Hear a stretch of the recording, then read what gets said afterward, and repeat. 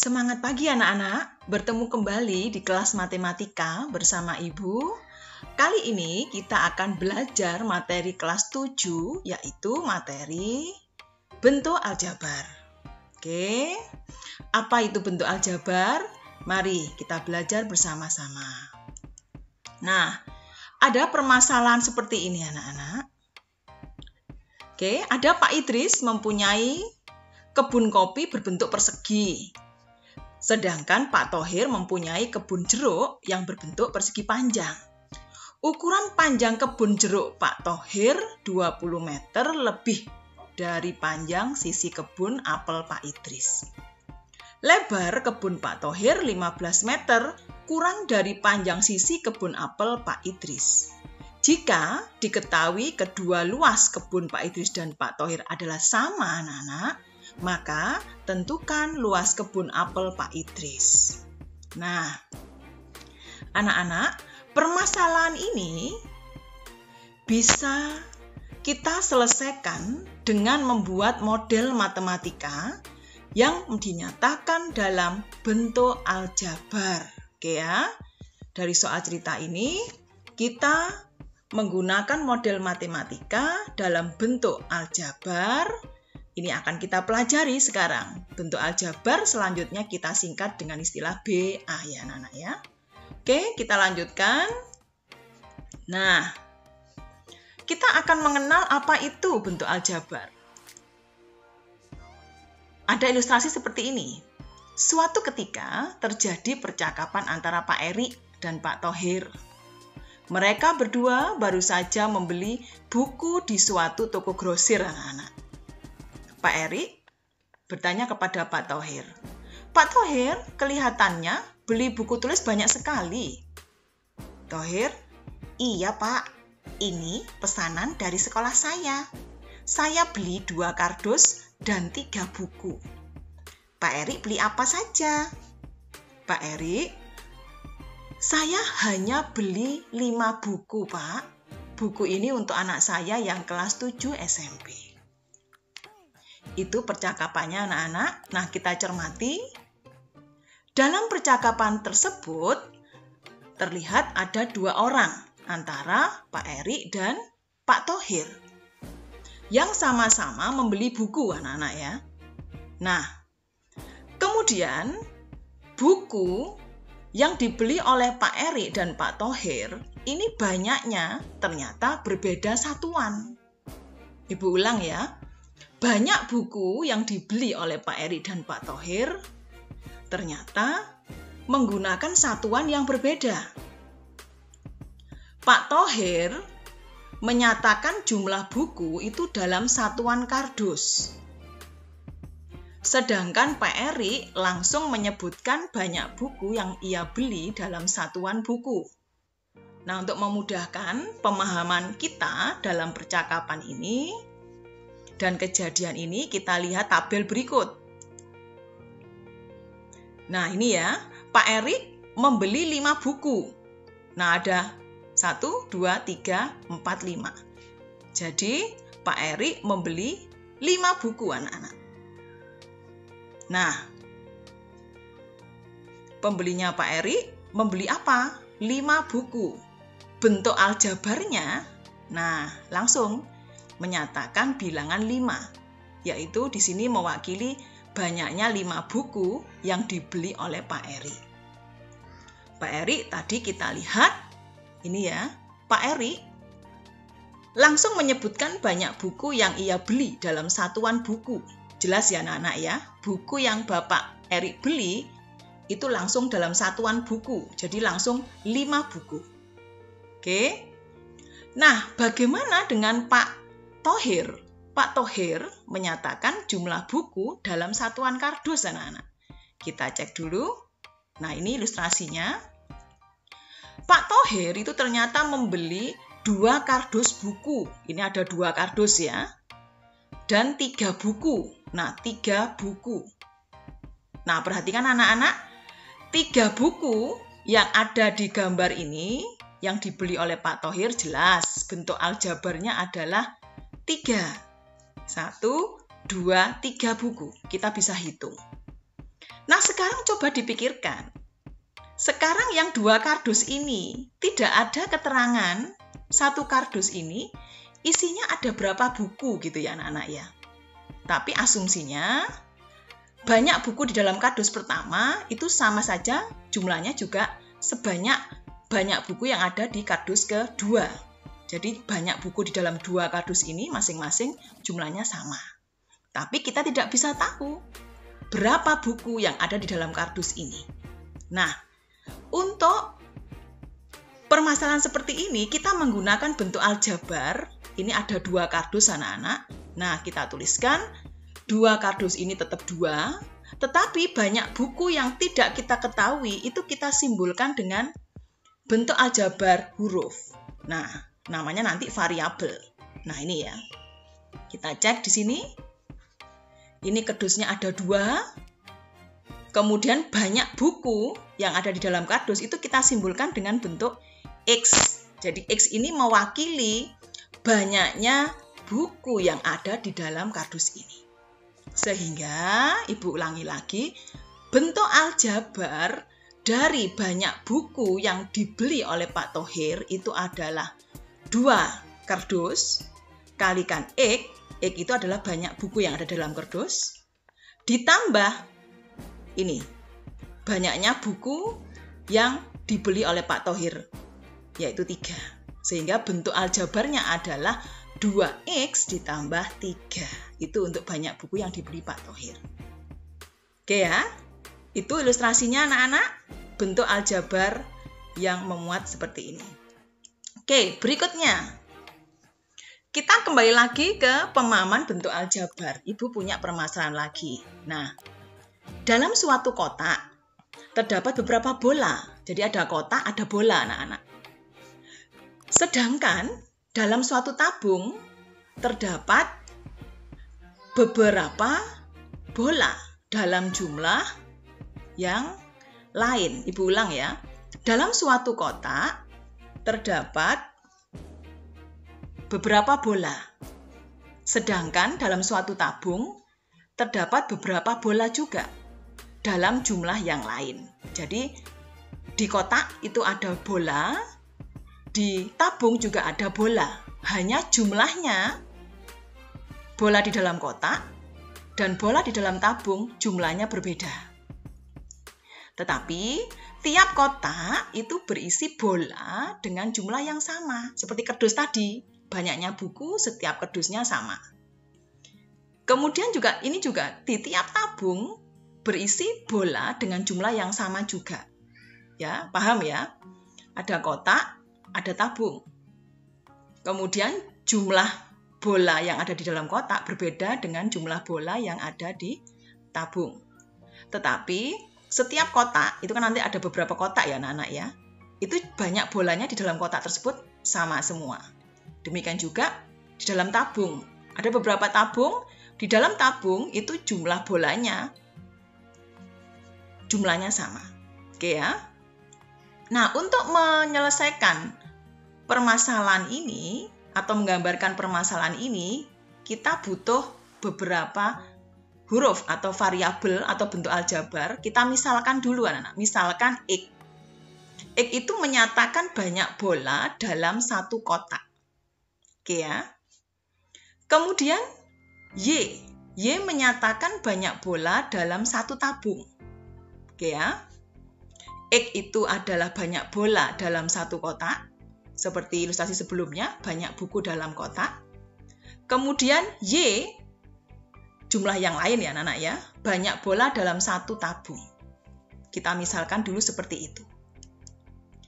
Nah, ini ada beberapa gambar dan ada beberapa bentuk aljabar dari gambar yang diketahui. Seperti ini.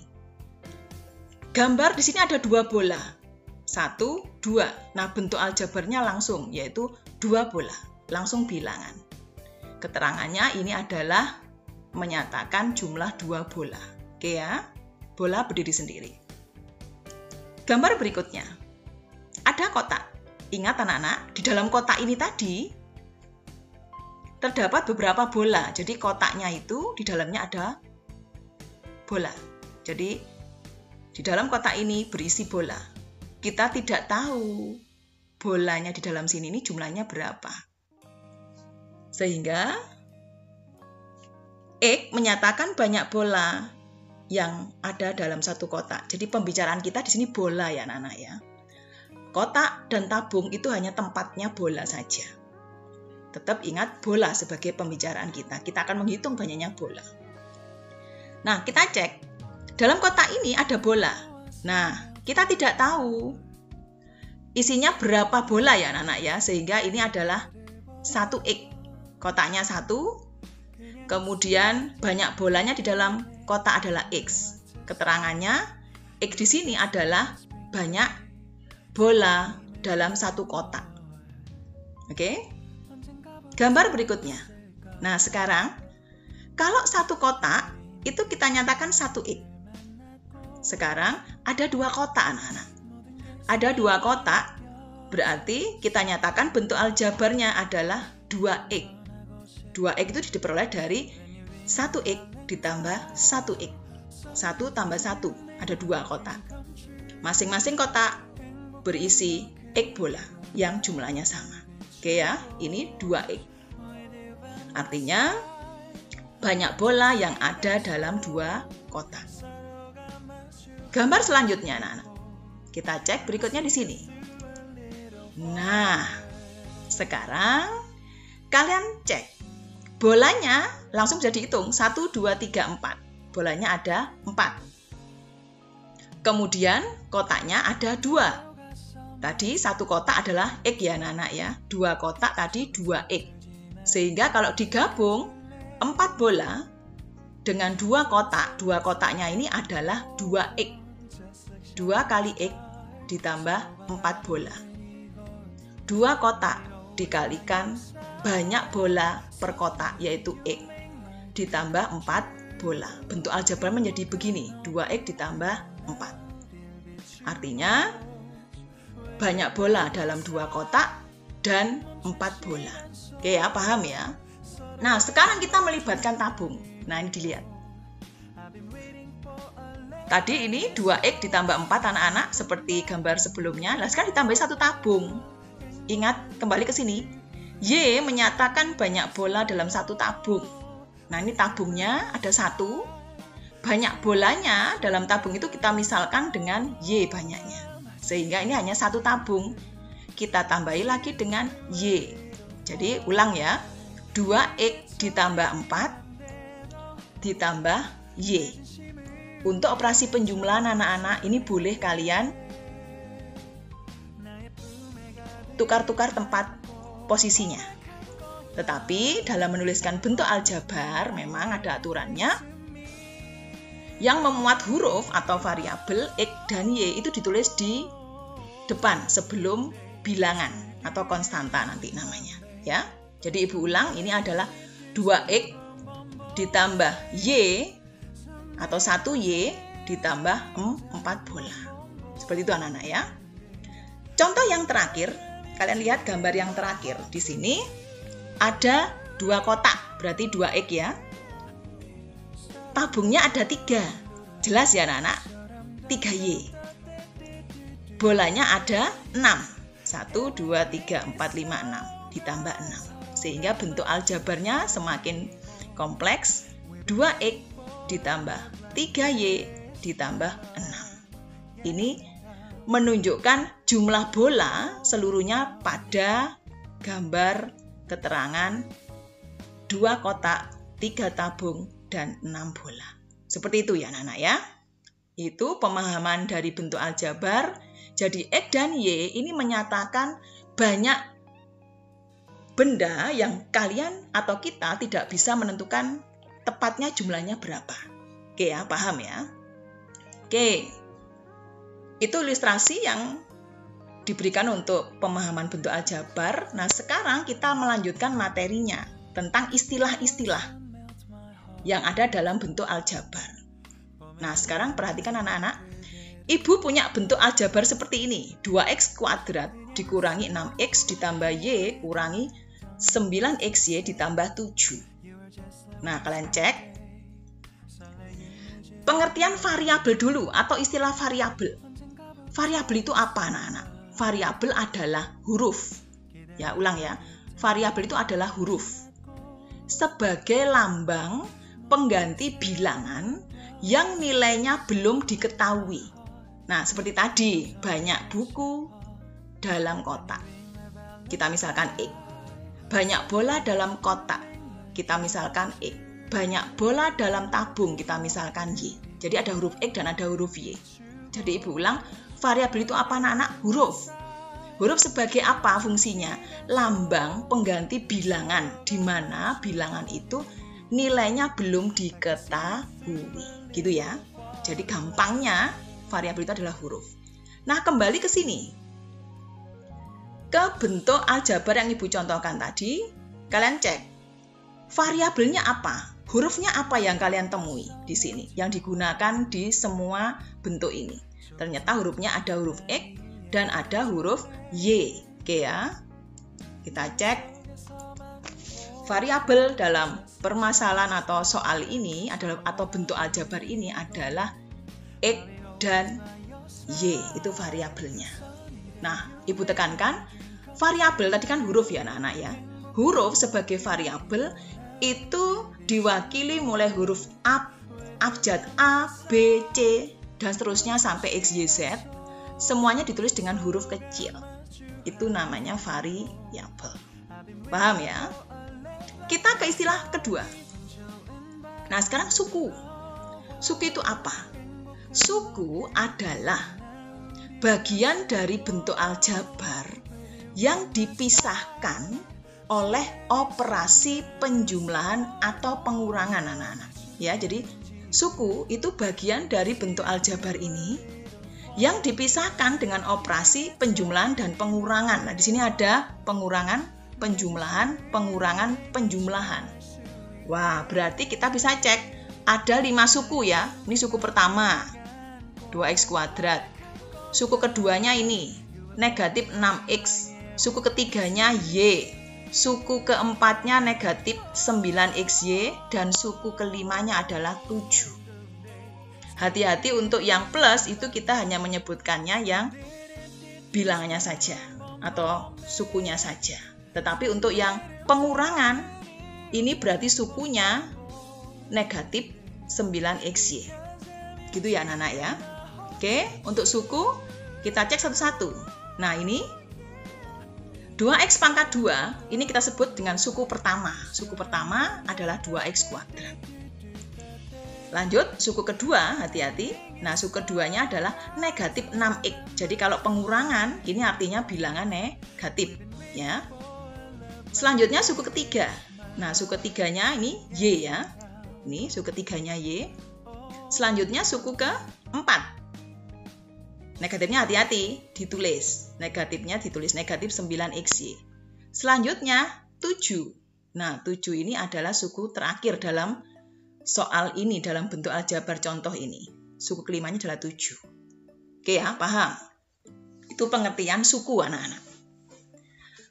Nah, selanjutnya ada istilah koefisien. Apa itu koefisien? Koefisien adalah bilangan yang terletak di depan variabel. Ya, koefisien adalah bilangan yang terletak di depan variabel. Nah, sekarang dicek. Ini tadi ada variabel X dan Y anak-anak ya. Yang namanya koefisien itu adalah bilangan di depan variabel. Kita cek mulai suku pertama. Di suku pertama variabelnya X. Di depan X ada bilangan 2. Nah, ini namanya koefisien suku pertama. Gitu. Jadi suku pertama 2x². Kalau yang diminta hanya koefisiennya saja, koefisien suku pertama adalah 2. Jadi hanya bilangan di depan variabel X. Selanjutnya, kita ke suku kedua. Lah, suku kedua juga ada variabelnya. Di sini X ya variabelnya anak-anak ya. Koefisiennya adalah bilangan di depan variabel X, yaitu negatif 6. Negatif 6 ini adalah bilangan di depan X. Berarti koefisien suku kedua adalah negatif 6. Selanjutnya, Suku ketiga, anak-anak. Suku ketiga ini juga punya variabel yaitu Y. Tapi di depannya ini kan tidak ada bilangannya kan. Nah, untuk Y, untuk X atau yang hurufnya tidak ada bilangannya di depan, itu artinya sama dengan 1Y, anak-anak. Jadi koefisiennya adalah 1. Ibu ulang ya. 1Y itu bisa ditulis dengan Y saja. 1X bisa ditulis dengan X saja. Paham ya? Demikian juga kalau ada negatif Y. Negatif Y itu berarti koefisiennya adalah negatif 1. Oke? Selanjutnya, suku keempat. Suku keempat juga ada variabelnya. Bilangan di depannya adalah koefisien dari suku keempat, yaitu negatif 9. Oke ya anak-anak ya. Nah sekarang bagaimana dengan suku kelima? Suku kelima, ingat pengertian koefisien tadi adalah bilangan yang terletak di depan variabel. Suku kelima ternyata hanya bilangan saja, tidak ada variabel X atau Y di sini. Nah, untuk bentuk suku yang hanya bilangan saja, itu disebut dengan konstanta. Anak-anak. Jadi ibu ulang, konstanta itu apa? Konstanta adalah suku yang berupa bilangan atau tidak memuat variabel. Oke? Ibu ulang, suku yang memuat variabel itu berarti mempunyai koefisien setiap suku tersebut. Tetapi suku yang tidak memuat variabel hanya berupa bilangan saja, maka suku itu disebut dengan konstanta. Oke ya, suku kelima di sini adalah konstantanya. Konstantanya adalah 7. Ada pada suku kelima atau suku terakhir. Oke. Demikian anak-anak materi pada bentuk aljabar kali ini. Ingat, matematika selalu menantang dan menyenangkan. Selamat belajar, sampai ketemu lagi di pertemuan selanjutnya. Dah.